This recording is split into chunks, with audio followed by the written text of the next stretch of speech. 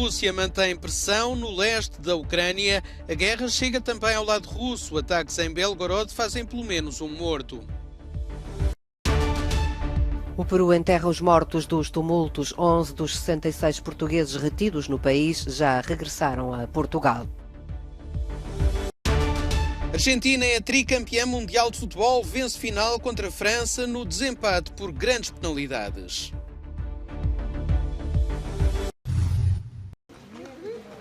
Escondidos nas caves, saindo apenas para procurar a comida distribuída pelo Programa Alimentar Mundial da ONU.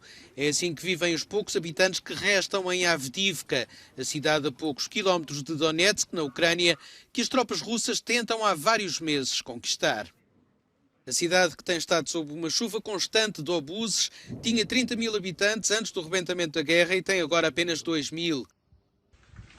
Kherson, recentemente reconquistada pelos ucranianos depois de ter passado largos meses sob a ocupação russa, foi alvo nas últimas horas de intensos bombardeamentos por parte da Rússia, que, segundo as informações oficiais, não fizeram qualquer vítima mortal. A guerra chega também ao lado russo da fronteira. Os mais recentes ataques ucranianos contra a região de Belgorod fizeram, segundo as autoridades locais, pelo menos um morto e vários feridos. Estes ataques serão uma retaliação contra as ofensivas russas que danificaram a rede energética ucraniana. Na povoação rural de Quinua, nos Andes peruanos, realizou-se o funeral de um estudante de 23 anos, uma das mais de 2 dezenas de vítimas dos confrontos entre o exército e apoiantes do presidente deposto, Pedro Castillo. Os tumultos, que duram há quase 2 semanas, bloquearam o Peru. Há centenas de estrangeiros retidos. 11 dos 66 portugueses que esperavam a possibilidade de saírem já regressaram a Portugal. O país está profundamente dividido. A vice-presidente Dina Boluarte, que assumiu o poder, excluiu demitir-se e renovou os pedidos ao Congresso de eleições antecipadas para pôr fim aos protestos, uma solução rejeitada pelos deputados. Nas ruas, uma parte do país pede a libertação do presidente Castillo, outra pede eleições e acusa os membros do Congresso de se agarrarem aos lugares bem remunerados, exigindo o fim da violência policial. Cerca de 100 sérvios ultranacionalistas manifestaram-se este domingo perto da passagem fronteiriça de Jarinje, no Kosovo. Ao chegarem ao local, esbarraram num cordão da polícia sérvia que os impediu de avançar. O protesto tem como pano de fundo novas tensões entre as partes. Há vários dias que os sérvios kosovares bloqueiam estradas no norte do Kosovo em protesto contra a detenção de 2 polícias. Também denunciam a presença no norte, de maioria sérvia, de grandes unidades da Polícia Especial de Pristina. Do lado kosovar, a Força de Manutenção da Paz da NATO instalou barreiras de arame farpado junto à fronteira com a Sérvia. Foram afinal 4 e não 5 as crianças que morreram vítimas do incêndio que deflagrou num prédio de habitação na madrugada de quinta para sexta-feira em Vaux-en-Velin, nos arredores de Lyon, França. Mantém-se, no entanto, o trágico balanço de 10 vítimas mortais. A correção deu-se depois de terminada a identificação dos restos mortais.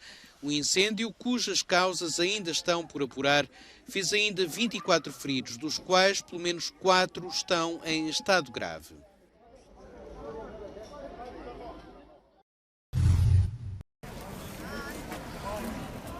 A Croácia vai entrar na zona euro numa altura em que o Banco Central Europeu admite um cenário de recessão dentro do grupo.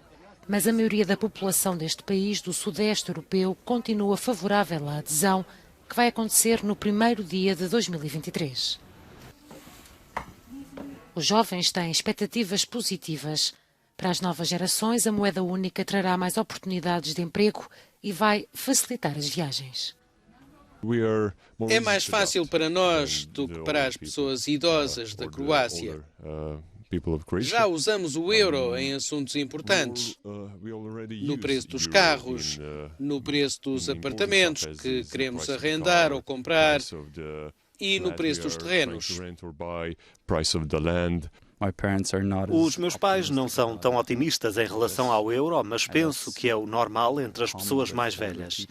Não estou a tentar ser agressivo ou algo do género, mas é um facto. Aqui na Croácia, as pessoas mais velhas são pessimistas em relação a este tipo de assuntos. A entrada na zona euro sublinhou a diferença de gerações que existe na Croácia.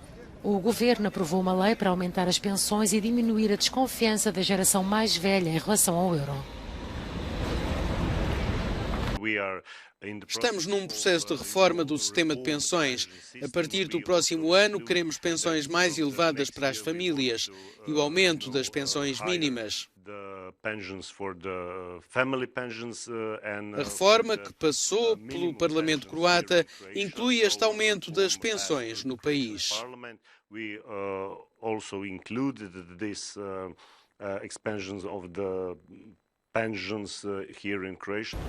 Segundo os dados da Comissão Europeia, o déficit e a dívida pública da Croácia são equilibrados, o salário médio é pouco mais de 1.000 euros e a taxa de desemprego está entre os 6% e os 7%.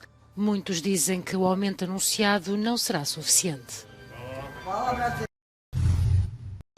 A uma velocidade alarmante. A floresta amazónica está a perder terreno para a produção de soja, milho ou a criação de gado bovino.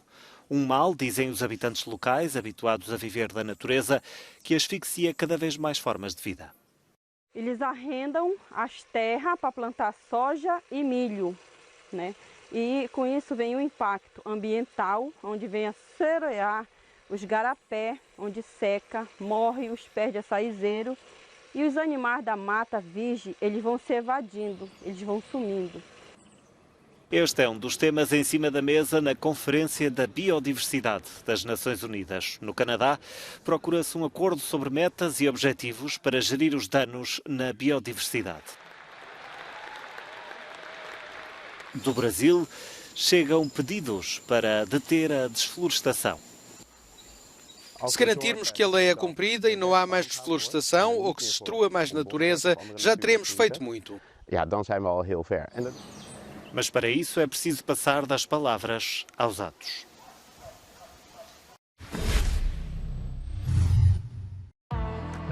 A Argentina é tricampeã mundial de futebol com esta vitória frente à França no desempate por grandes penalidades. Messi foi a figura na primeira parte, abriu o marcador ao minuto 23 de penalti. 13 minutos depois cruzou para Di Maria, que fez o 2-0. A segunda parte foi francesa e teve Mbappé como grande figura. O número 10 francês marcou de grande penalidade aos 80 minutos e bisou logo a seguir.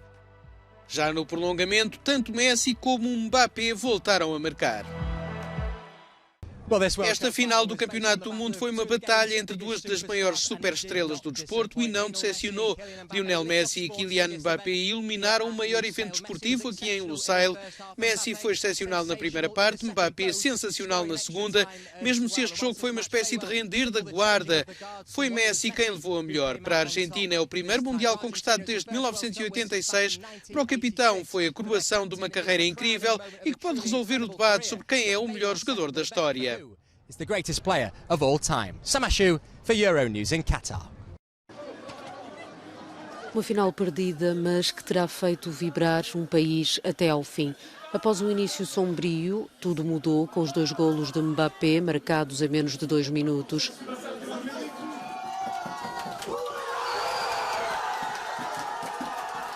Uma reviravolta tão incrível como inesperada antes do prolongamento. E depois, a derrota nos penaltis. Para os adeptos fica um gosto agridoce, porque foi uma partida memorável. Mesmo se perdemos, para nós, adeptos franceses, não é grave. Quer dizer, é, mas foi a melhor final de todos os tempos. Obrigado, Les Bleus. Obrigado, Mbappé.